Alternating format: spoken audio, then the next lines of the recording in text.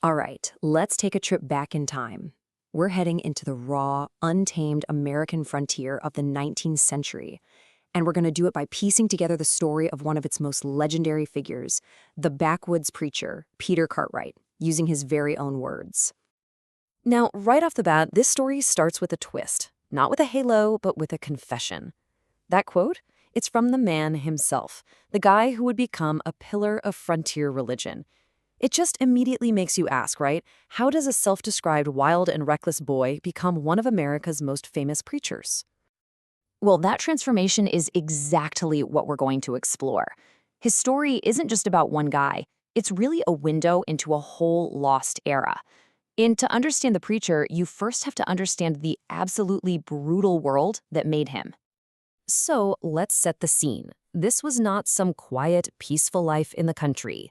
No, the American frontier back then was a place of constant, in-your-face danger. Survival was a literal daily struggle. This is where Peter Cartwright grew up. His home county was actually nicknamed Rogues Harbor. Think about that.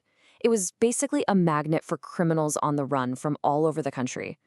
Cartwright said that the outlaws were the majority, and trying to get any kind of real justice was pretty much a lost cause. To really get a feel for this, let me tell you a story Cartwright shared about his own father. He was with a group of settlers, and one night it was his turn to stand guard at the edge of the camp. Armed with his rifle, in the total quiet, he suddenly hears a sound, something moving towards him in the brush. The darkness was absolute. He couldn't see a thing, just a shape getting closer. Believing an attacker was sneaking up to kill him, he had to make a split-second choice. He raised his rifle, aimed at the shadow, and fired. The whole camp just erupted in panic. So when they brought a torch out to see what happened, they found an Indian man dead on the ground holding a rifle and a tomahawk. It was a kill or be killed world, plain and simple. And that is the kind of violent reality that shaped Peter Cartwright from day one. But, out of all this violence and chaos, an equally intense spiritual movement started to just sweep across the frontier. And it was passionate, it was loud, and sometimes it was just plain strange.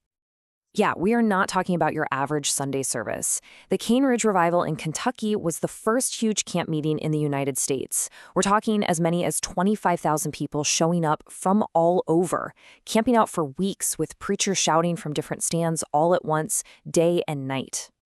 And this is where things get weird. One of the most famous things to come out of these revivals was a phenomenon people literally called the jerks. It was this bizarre physical thing where a person's body would just start convulsing and jerking uncontrollably.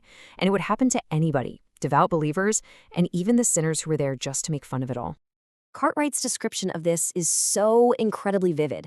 He talks about seeing these finely dressed ladies get the jerks, their hair combs flying out as their heads snapped back and forth so hard that their long hair would actually crack like a whip. Can you even imagine seeing that?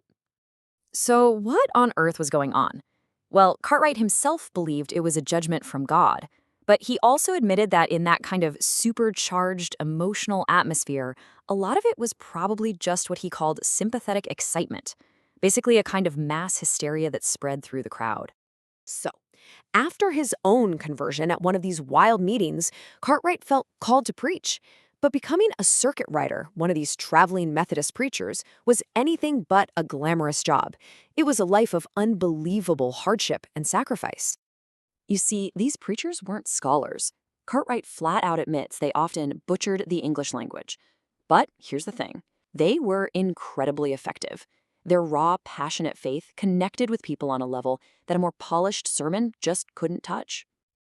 This slide really just lays it all out, doesn't it?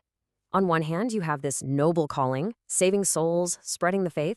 But the reality? The official pay was $80 a year, which they hardly ever got in full.